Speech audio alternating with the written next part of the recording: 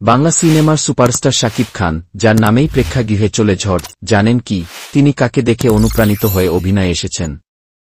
তিনি হলেন সালমান শাহ। ৯০ দশকের এই স্টাইলিশ নায়ক ছিলেন পুরো একটি প্রজন্মের আইকন।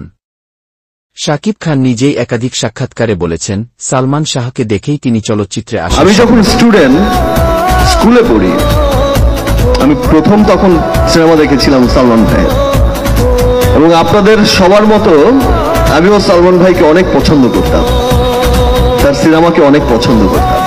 সালমান শাহের স্টাইল, অভিনয় আর ব্যক্তিত্ব তাকে এতটাই মুগ্ধ করেছিল যে তিনিও ঠিক করলেন বড় পর্দায় আসবেন।